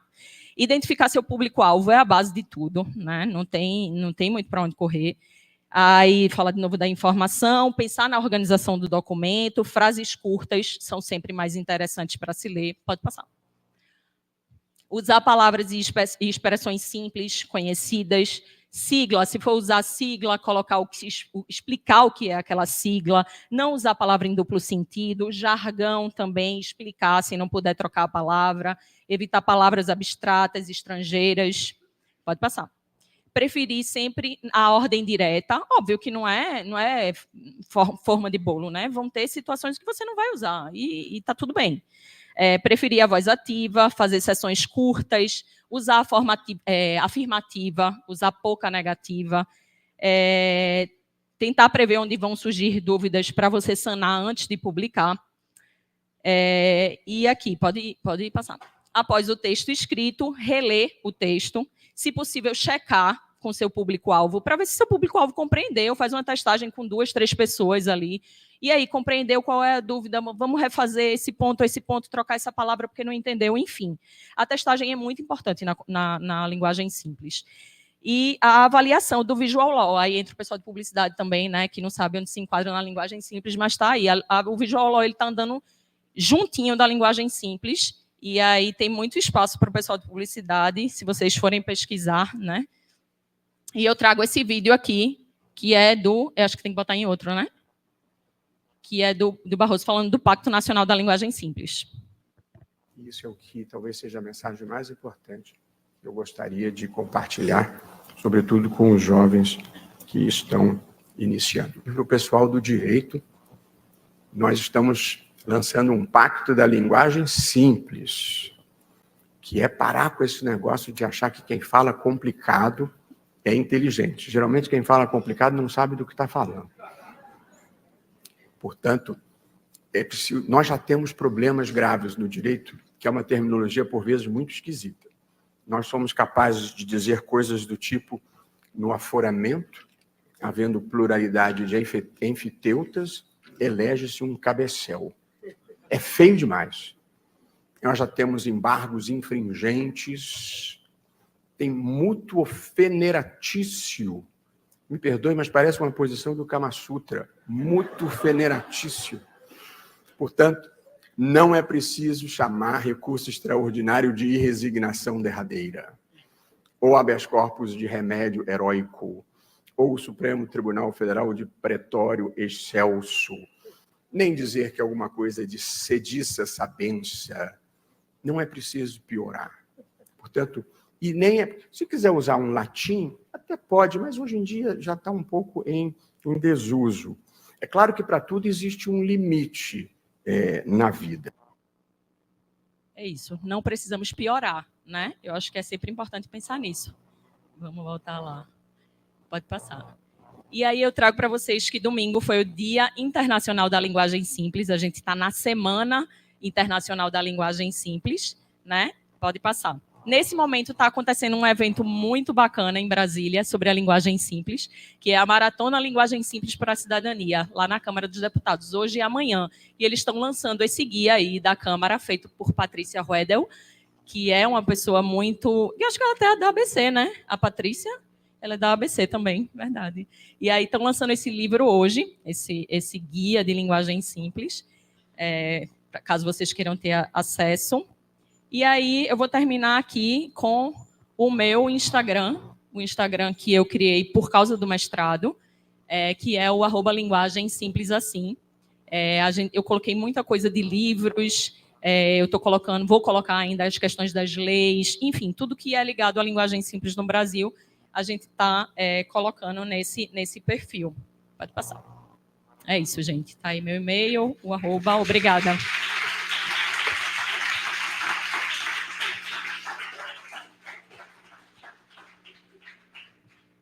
E aí, pessoal? Se a cabeça de vocês estiver como a minha, chama o bombeiro, porque tá aqui, ó, fervilhando de ideias, de campos de trabalho. Inclusive, não é só a Patrícia que pode estar na PC Pública, não. Eu já faço aqui o convite oficial para a Carol e Rafael fazerem parte também, assim como eu fiz para vocês, porque a comunicação pública ela só vai ser, de fato, efetivada, eficiente e tudo mais, quando tiverem pessoas fazendo comunicação pública. Eu sempre falo lá no meu trabalho que, por mais que tenhamos inteligência artificial, conhecimentos que a gente precise estar assim, se empoderando sempre, mas a comunicação pública ela é feita de pessoas para pessoas. Então, quanto mais a gente tem esse processo de empatia internalizado e uma série de outras coisas voltadas para o humano, é que a comunicação ela vai, de fato, ter o entendimento, ter esse feedback necessário. Então, assim, eu estou muito feliz com essas falas, assim, muito orgulhosa, inclusive, de estar aqui no meio desses dois mestres, assim, do conhecimento. E eu vou abrir para perguntas, não é isso? Eu espero que vocês tenham muitas, porque se não tiverem, meu caderninho está aqui, viu? Então, vamos ver quem pergunta mais. Eu espero que vocês. Vou dar essa chance. Podem levantar a mão se alguém tiver pergunta, que aí eu levo o microfone. Tem mais alguém para se inscrever? Mais alguém com pergunta? Eu ia fazer a sugestão, Sil, por conta do tempo. Agora é o meu? Não, é outro. Como a gente combinou de encerrar às 11 e você também tem perguntas, aí eu vou abrir aqui para a pergunta do colega e a gente passa para você. Aí depois eu quero chamar a professora Gabriela também para a gente fazer o encerramento. Pode ser? Pode, show. Então vamos lá. Então, bom dia, né? Primeiramente a todos. Eu queria saber, assim, diante de tudo que foi falado, qual para vocês é o maior desafio dentro desse processo de comunicação pública, sabendo que existe uma pluralidade de culturas, de pensamentos, enfim, de pessoas. Então, assim, qual seria, para uma pessoa que trabalha nessa área, o maior desafio, realmente, de lidar e de ter o jogo de cintura que... esqueci teu nome. O Rafael bem falou que é necessário, muitas vezes, ter o jogo de cintura, até nas empresas, até nos órgãos mesmo. Então, qual para vocês seria esse maior desafio? E meu nome é Wanderson, sou do 2º período de jornalismo. Oi, Wanderson, muito boa sua pergunta. Só me vem uma coisa assim, alarmando na cabeça. Eu acho que o principal desafio da comunicação pública é o patriarcado, sabe? Porque as instituições públicas e privadas, elas são dominadas por homens. E essa dominação dos homens não é assim porque tem homens lá e eles são maus e eles dominam. Não é. O patriarcado é uma lógica. É uma lógica de exploração. É uma lógica de fazer os interesses virem para si, não para o coletivo. Sabe aquela história de o rico cada vez ficar mais rico e o pobre cada vez ficar mais pobre? Eu chamo isso de patriarcado, que é quem está sempre por cima dá um jeitinho de ficar por cima. E quem está por cima há tanto tempo? Quando você vai lá para Brasília, você se assusta com a quantidade de homens e com a quantidade de mulheres que tomam decisões. São muito poucas mulheres, sabe? Então aí fica aqueles homens lá, no Congresso Nacional, nos órgãos públicos, nas reuniões, aquele bando de homem de terno, decidindo tudo como é, como não é. E muitos deles, às vezes, têm muitos interesses pessoais, particulares, familiares, econômicos. E fica aquela disputa entre o que é do coletivo, entre o que é do interesse deles, sabe? Então, você vê, tem famílias de políticos que já tá assim, no neto, no filho, aí vem esposa, vem não sei o quê, vem não sei o quê, vem, assim, e não sai do poder, seja aqui, localmente, no nosso estado, seja lá em Brasília, seja em outros lugares. Então, eu acho que seria preciso convencer essas pessoas que estão no poder, em sua maioria homens que expressam essa lógica de governar do patriarcado, de que é preciso modificar as coisas. E como é que a gente diz isso para eles investirem mais? Por exemplo, no órgão que eu trabalho tem 50 pessoas na comunicação. Será que 50 pessoas para atender o Brasil inteiro, com 200 e tantas milhões de pessoas para serem tocadas nos cantos mais remotos, é suficiente? Sabe? Será que é suficiente? Assim, teria que ter quantas? Vamos fazer um estudo? Por mais que a gente não consiga implementar agora, vamos fazer um estudo para 20 anos? Como é que a gente implementa em 20 anos a quantidade ideal de comunicadores públicos nesses órgãos, por exemplo? A gente vai ter que ter 500. Ora, na Receita Federal, para controlar todos os gastos, não tem 1.000, 2.000, 3.000, não sei quantos mil auditores? Por que não pode ter comunicadores numa quantidade maior que possa chegar às pessoas? Porque comunicação não é besteira, comunicação não é detalhe, comunicação é um conhecimento. E fazer essas mediações, partilhar esse conhecimento, para mim está ligado à transformação que a gente precisa no país, na sociedade. Então, é muito difícil, não é? Mas eu acho que isso que a gente está fazendo já é um caminho. Vocês futuramente estarão em espaço de decisão, em espaço de poder, que vocês se lembrem disso, que sejam sensíveis. Eu encontrei pessoas sensíveis na minha trajetória. Eu tive um chefe uma vez que ele me disse assim: Rafael, muito obrigado por não me deixar ser mais um idiota. Porque eu levei para ele tudo isso que eu estou trazendo para vocês e ele modificou a visão que ele tinha, às vezes, da comunicação. De não usar aquilo só para si, mas de usar aquilo para o coletivo. Então, eu acho que esse é o principal desafio. Rapaz, eu assino embaixo, viu, Rafa? A gente trabalha junto, a gente trabalhou junto, né, na assessoria de comunicação da DPU, e por 6 meses a gente estava lá atuando diretamente, eu e ele, e a gente pensava em comunicação diariamente, né, de 8 da manhã às 8 da noite. E assim, foi uma experiência bem enriquecedora. Rafael tem uma experiência incrível com direitos humanos e passa isso para quem trabalha com ele. E eu acho que a maior dificuldade é o convencimento de quem está no poder. É aquela questão do poder ali que eu citei. Né? É difícil você convencer. Na verdade, as pessoas que estão no poder precisavam apenas ser gestores. E eles não são. Muitos não. Então, assim, se eles tivessem uma noção de gestão, eles entenderiam o que é a comunicação, qual o papel da comunicação. Então, é um trabalho de formiga. É um trabalho diário de formiguinha. De convencimento, de informação, de levar para eles qual é a necessidade, qual é o indicativo atual, e assim a gente vai trabalhando. Uma coisa interessante que eu queria trazer para vocês, ainda tem muitos órgãos que atuam como equipe, que são equipes reduzidas, onde só tem 1, 2 profissionais. Então, como nossos convidados falaram aqui, é interessante que a gente faça corpo presente nessas instituições. É necessário que a gente se engaje enquanto coletivo. Tem uma frase do movimento Em Situação de Rua, através do Pop Rua, né, que é uma instituição bem conhecida aqui, quem trabalha com assistência vai saber melhor do que eu, que eles falam nada sobre nós sem nós. Então, isso que o Rafael fala sobre lugar de fala, sobre representatividade, as pessoas vão se sentir próximas da Bianca porque ela fala como as pessoas. Então, está aí um desafio, não só de convencer gestores, mas também de fazer corpo comunicacional, de se interessar por essas temáticas, e onde quer que estejamos, dialogar sobre isso.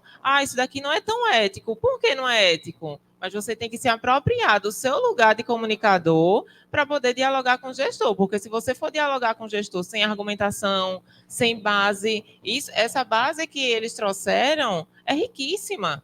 Então, se a gente não se empodera do nosso lugar também de comunicador, o desafio ele se torna uma bola de neve. Então, que a gente também não coloque a situação que a gente vive como a síndrome de Gabriela, nasceu assim, vai ficar assim, sempre assim, né? Nós somos agentes da mudança. Então, que nós possamos, assim, nos empoderar desse lugar de mudança para poder transformar aí a realidade que a gente está. Aí está a ata virtual, gente. Não esqueçam de preencher, não saiam sem preencher. Por quê? Porque é a partir dessa ata que a gente vai ter também o controle de quantas pessoas tiveram, de quantas pessoas estavam aqui, assim, nos preparatórios, porque, assim, esse só é o primeiro.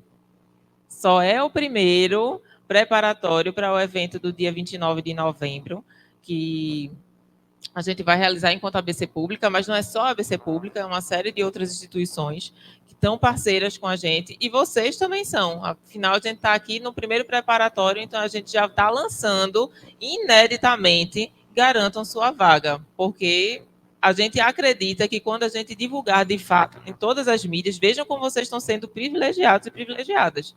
A abertura das inscrições para o dia 29 está sendo aqui. Então, se tiver 2 gatos pingados da Uninasal, não tem desculpa. A Uninasal abriu as inscrições, não é, Priscila? Não tem desculpa de dizer, perdi a vaga. Tá aí as inscrições para o dia 29 de novembro. Vai ser um dia repleto. Estou me inscrevendo, não sei nem para onde eu vou. Vai ser na Alep. A Assembleia Legislativa tem lá o seu auditório, o maior auditório, né, da casa, que é o Sérgio Guerra.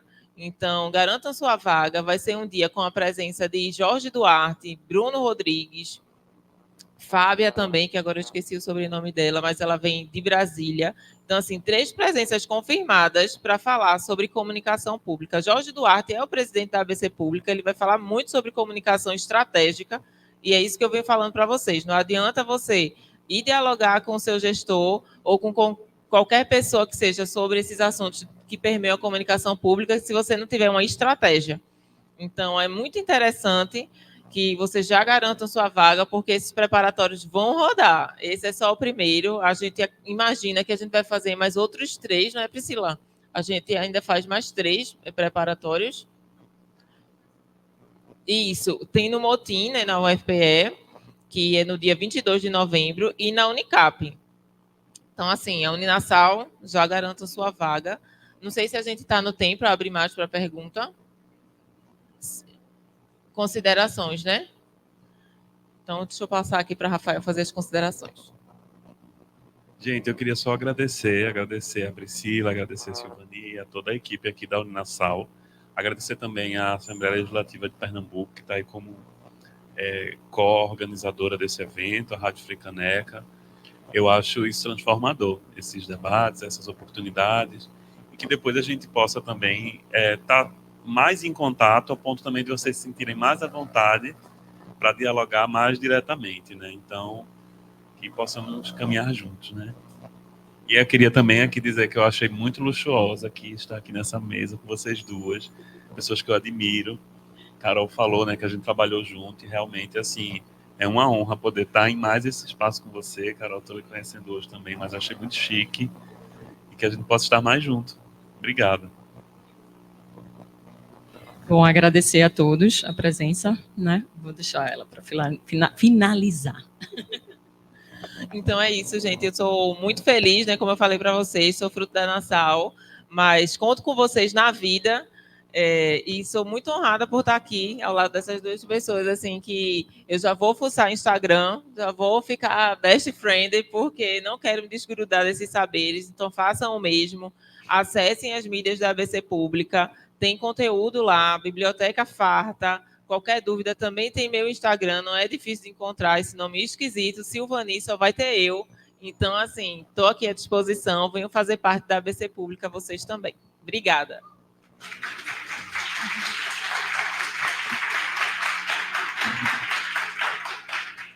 Gente, E queria agradecer demais a presença dos estudantes, né, de jornalismo, de publicidade, professoras que trouxeram os estudantes para estar aqui.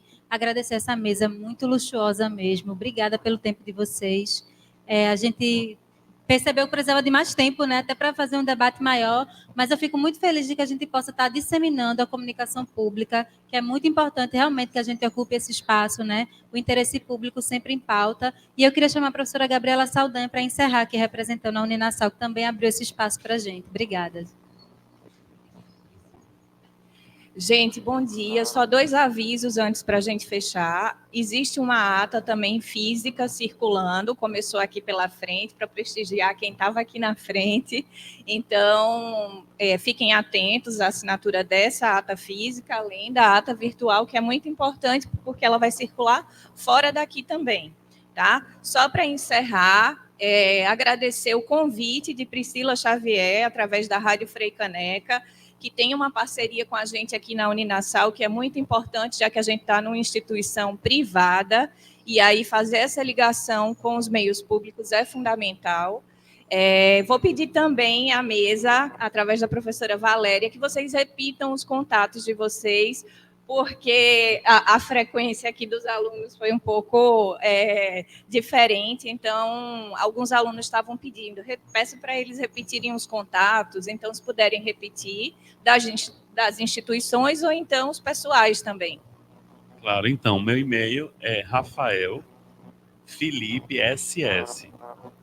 É Felipe com FI, Rafael, FILIPESS, @gmail.com. Esse é meu e-mail pessoal. Tem os e-mails institucionais, mas o que eu olho, o que eu uso mais, assim, para conversas que a gente possa ter, eu acho que é o mais adequado. Bom, o meu é o do Instagram, né? O @linguagem simples assim, que vocês podem falar comigo por lá, eu vou responder, viu? E o meu Instagram profissional é Silvani Jax, jornalista. Vocês podem encontrar facilmente. As redes da ABC Pública, abcpublica.org. E-mail também, silvani, com 2 Ns.jax@gmail.com. Então, a gente pode ir dialogando sobre essas mídias. Obrigada, gente. Então, obrigada, Rafael Souza. Obrigada, Carol Araújo. Obrigada, Silvani. E, gente, a comunicação, ela continua, né? Já que ela é digital, então provoquem eles, escrevam bastante também pelos meios digitais, que isso é uma forma de ampliar a comunicação e a gente mexer com esse algoritmo. Obrigada, gente. Obrigada, professora Lucy, que também viabilizou esse processo. Bom dia.